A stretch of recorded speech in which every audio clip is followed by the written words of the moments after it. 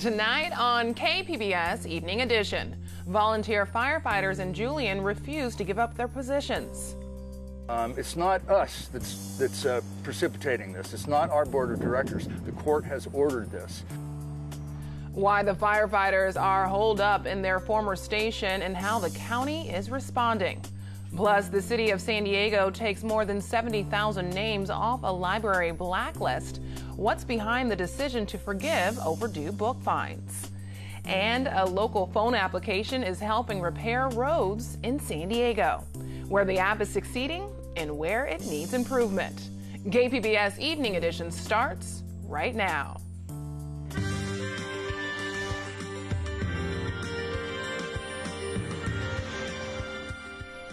Good evening. It's Tuesday, April 9th. Thanks for joining us. I'm Ebony Monet. Residents in the Julian-Cuyamaca area have voted to dissolve the last all-volunteer fire department in the region. But the volunteers aren't going without a fight.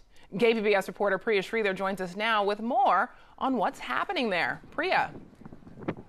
Yeah, Ebony, I'm at Julian Fire Station number 56, where the volunteers are still inside. As you can see behind me here, there's an emergency vehicle that's blocking the roll-up doors where the engines enter and exit the station. The volunteers are not letting anyone into the station, and they're not leaving because we're told they're worried the county might come in and try to take over the building.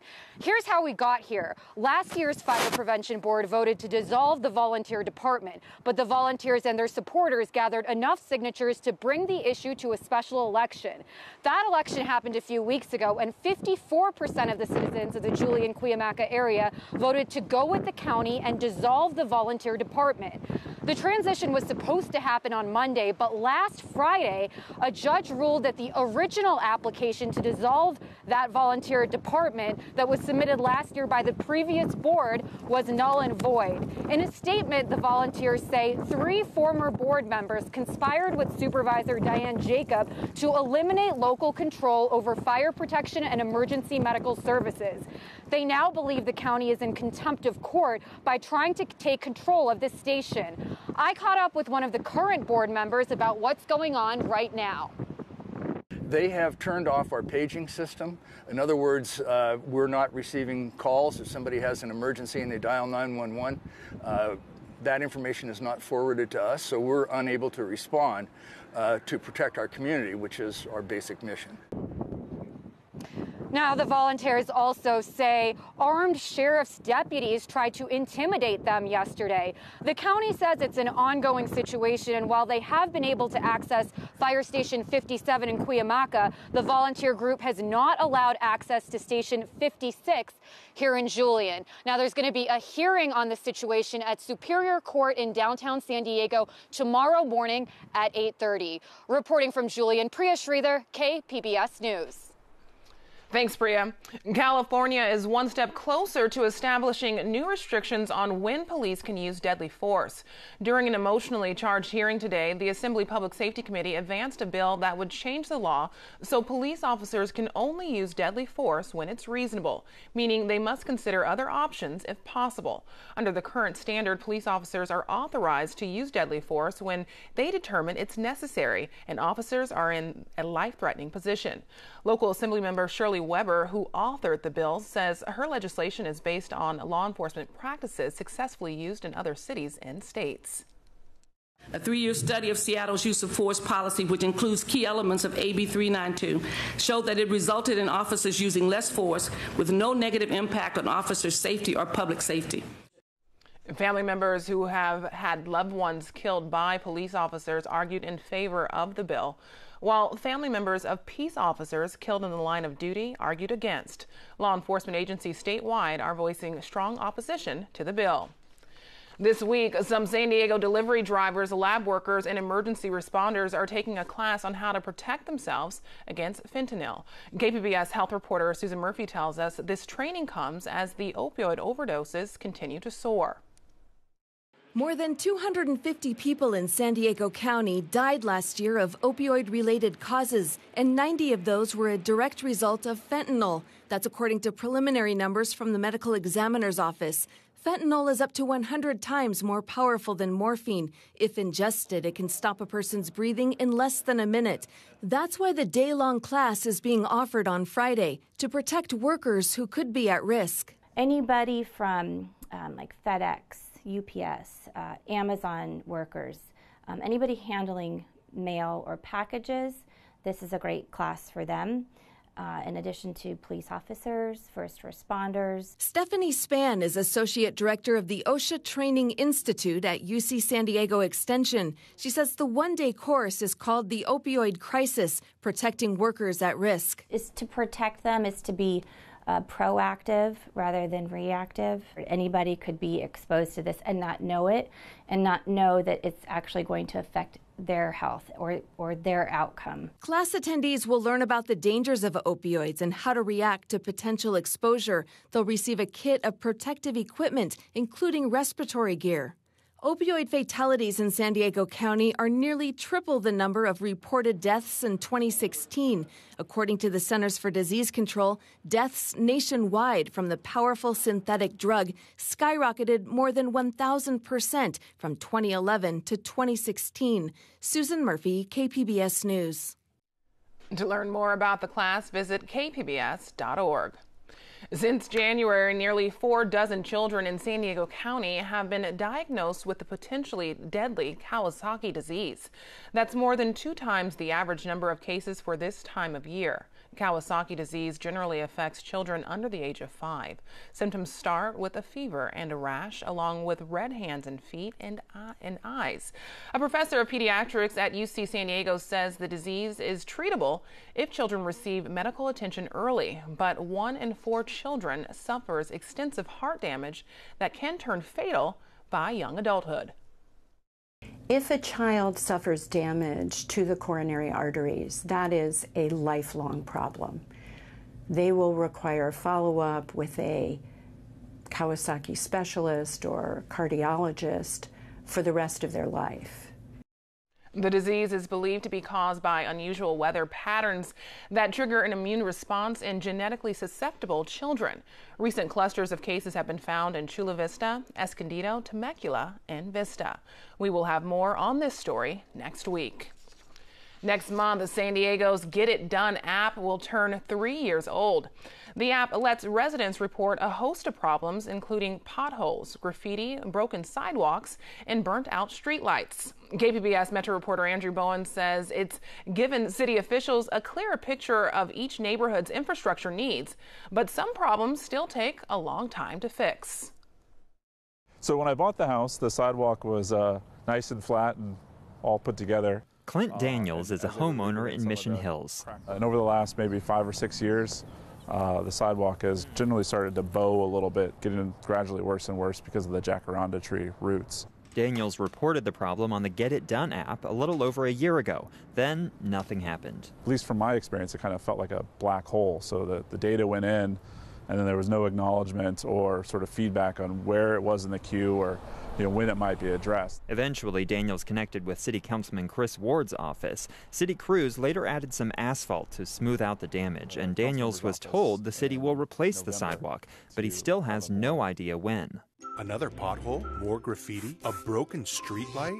So what is the secret to getting these things repaired in your neighborhood? The Get It Done app premiered in May 2016. This is from a city informational video. If you see a non-emergency problem, just take a photo and upload it to San Diego's Get It Done smartphone app or web portal. With just a few taps, your report will be on its way. Since the app's launch, the city has taken in more than 440,000 requests for tree trimming, missed trash pickups, and everything in between. A KPBS analysis of the app's data through the end of last year found, on average, potholes and graffiti get fixed in just about a month, and response times have improved over the years. But other problems, broken streetlights, sidewalks, or curbs, can take several months, sometimes more than a year. The city of San Diego has over about 372 square miles of area, so there's a lot of space to cover. Alex Hempton is on the team that manages the Get It Done system. He's taking me on a tour of a call center where people can report problems with the city's Environmental Services Department. Sure, let me go ahead and get your address. Hempton says some requests take longer because the city might have to get environmental permits or issue construction contracts. A broken streetlight may just need a new light bulb, or it could need new underground wiring. Hempton says the app is a work in progress. If you have something that's been in review or in the system for a while, it would be nice to get some updates to know what's happening. So we're always looking with Get It Done at the customer experience and how we can improve it. Requests are also prioritized. Those that pose a public safety issue get to jump the line. Hempton says even if some requests take a while, the Get It Done system has transformed how residents interact with the city. It's one system now that 9 different departments are using, so we're able to communicate across the city on the same platform. We also share all the data from Get It Done through our data portal, which has been pretty amazing in terms of transparency. And the way that we've sort of marketed this app is not doing our people justice by those who try to use it. When it comes to sidewalk problems, City Councilwoman Monica Montgomery has more than her share.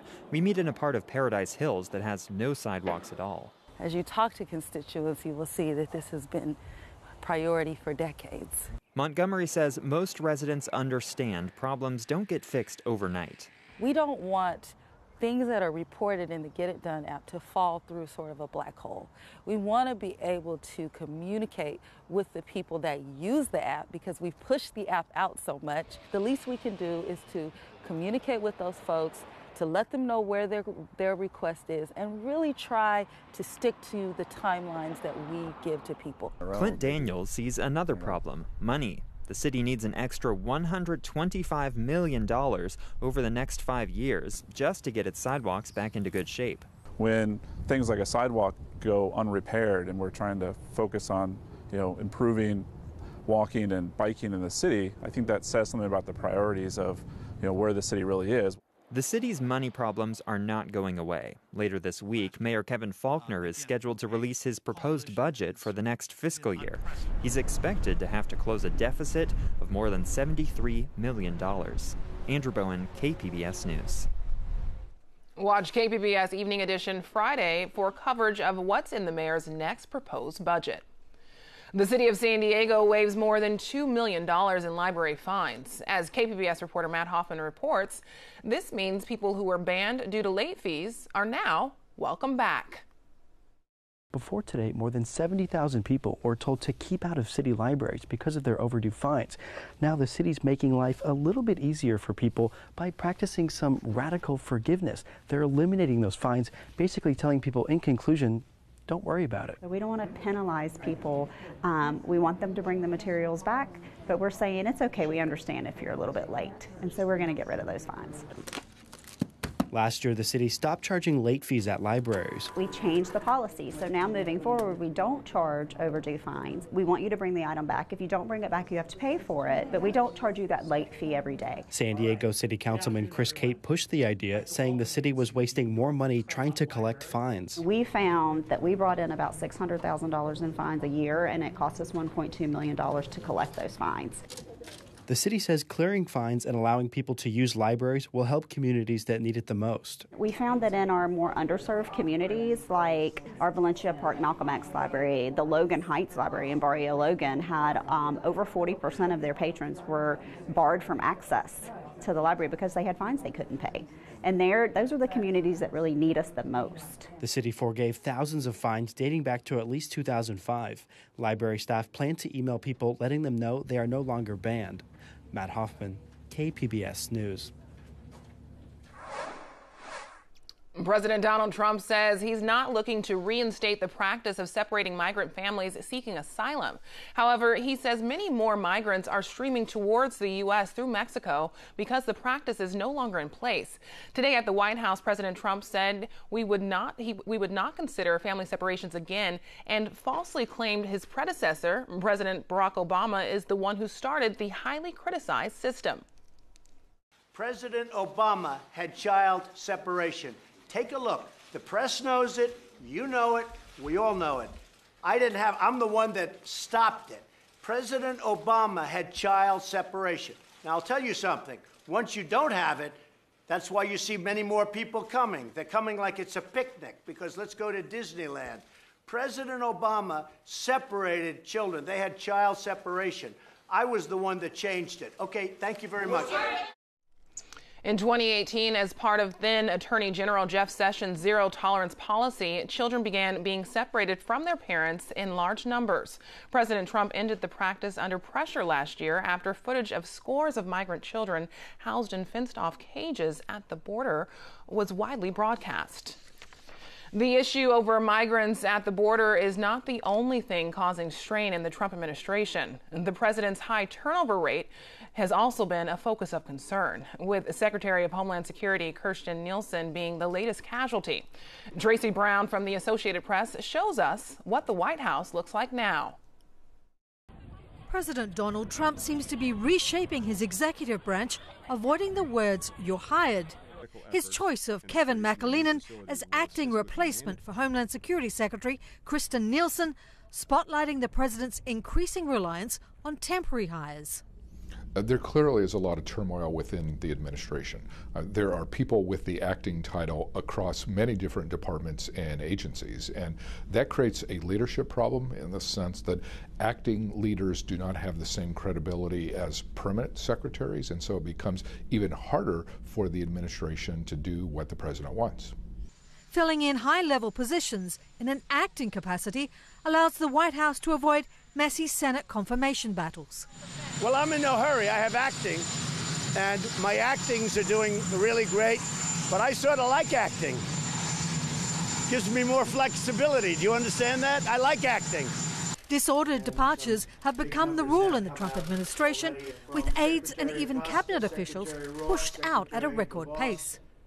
It makes the administration look chaotic and not really in control of what it is doing. But Trump seems comfortable with that, and he seems willing to live with that reality.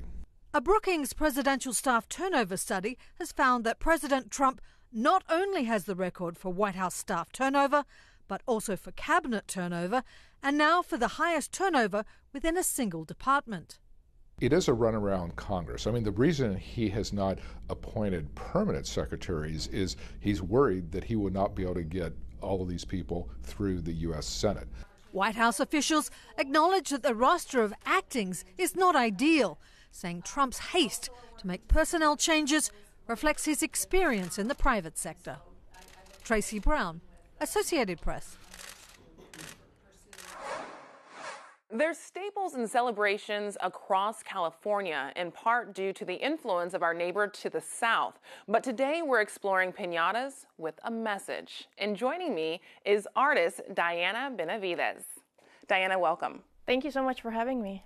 So we have an example of one of your piñatas here, and usually piñatas, kids love them because they're packed with candy, but yours aren't. Talk to me about what makes your piñatas unique. Yeah, I think I've been trying to challenge the idea of like having an object such as a piñata, which is a celebratory object, to be just solely for, the purpose of breaking them and, getting a reward of candy in birthday celebrations.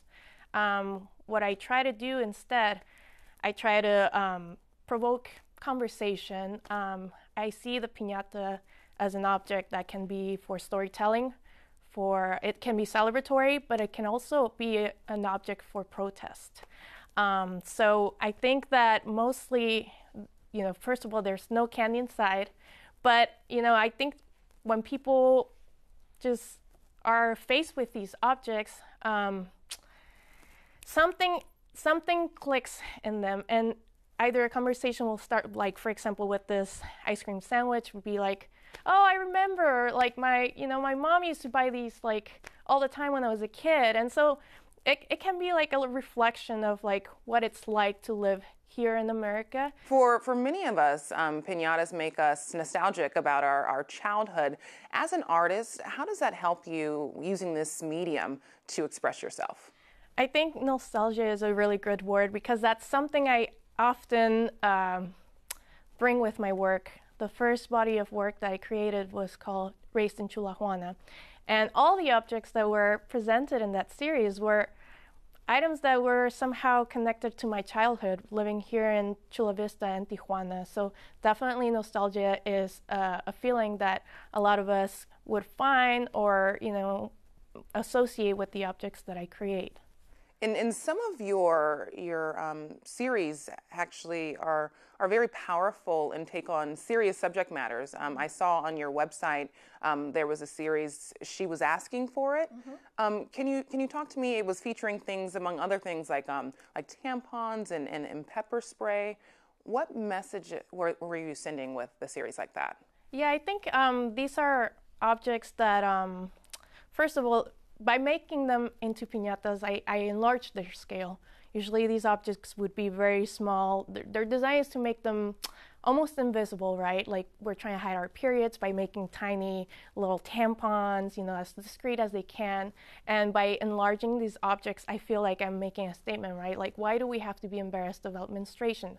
Why does, birth control have to be something that we have to hide, or feel embarrassed about using?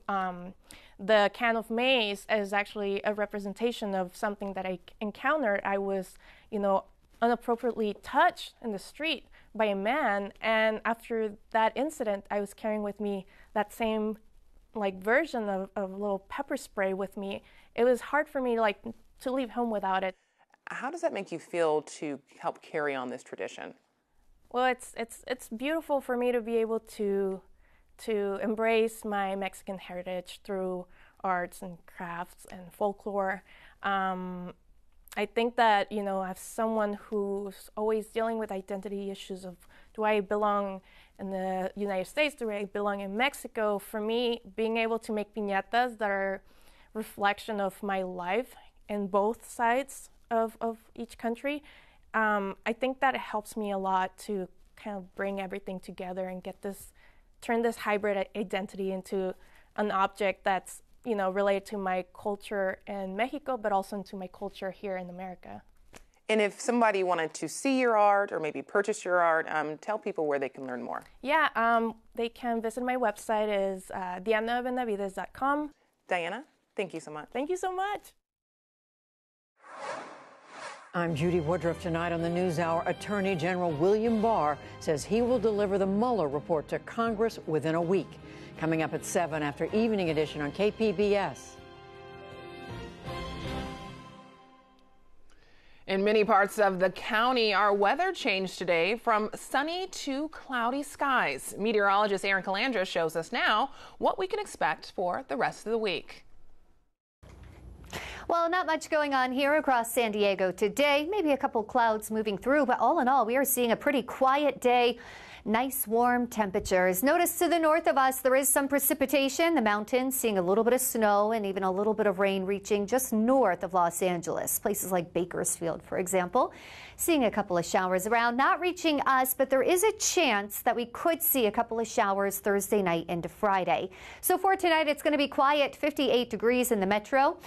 In Ramona, 41 degrees, El Cajon at 51, in Mount Laguna, chilly, 35 degrees there. Now, we are going to see a change as far as temperatures. We're going to see some gustier conditions, and temperatures will drop by a couple of degrees with a big dip in the jet stream there. So for tomorrow, we're still looking pretty pleasant at 72 in San Diego, Mount Laguna at 56 for the high, in Borrego Springs in those mid-80s. Late week, well, this is when we could see a chance of showers. A low pressure system diving down to the south. The best chance will be in those interior areas, like around the mountains. That's where we could see some of those showers, but there is a chance this low pressure system could go a little bit further off to the east rather than south, and that would keep us pretty dry. So here we are with the extended forecast, looking good Thursday at 72, and then that chilly air moves into place, 69 degrees on Friday. Pleasant again for the weekend with sunshine, temperatures in the 70s. Inland, it's going to remain sunny and nice. Temperatures on Thursday at 75. But again, getting a bit cooler on Friday. We rebound to those mid-70s, though, for the weekend. And in the deserts, again, chance of seeing a shower popping up Friday. Not as warm, 76 degrees. We go from the 80s to the 70s. But by the weekend, we are back up to those 80s. And in the mountains, could see a shower in places on Friday. Temperatures dropping down to the 40s for our highs. And then for the weekend, it's sunny again, and our temperatures are getting close to 60. For KPBS News, I'm Erin Calandra. Back to you. And now for a recap of tonight's top stories. Residents in the Julian Cuyamaca area voted to dissolve the last all-volunteer fire department in the region. But the volunteers aren't going down without a fight. The transition to hand over the Fire Station 56 to the county was supposed to happen Monday. But since then, the volunteers have refused to leave. There will be a hearing about the situation tomorrow morning downtown. The city of San Diego takes more than 70,000 names off a library blacklist. The residents were banned from using the library due to overdue books and late fees. 40% of the names were from low-income areas, which officials determined was unreasonable. Today, the city decided they will be allowed to once again use the libraries. California is one step closer to establishing a new law regulating when police can use deadly force. During an emotionally charged hearing today, the Assembly Public Safety Committee advanced a bill that would change the law so police officers can only use deadly force when it's reasonable. Under the current standard, police officers are authorized to use deadly force when they determine it's necessary. You can find tonight's stories on our website, kpbs.org/evening edition. Thanks for joining us. Have a great night.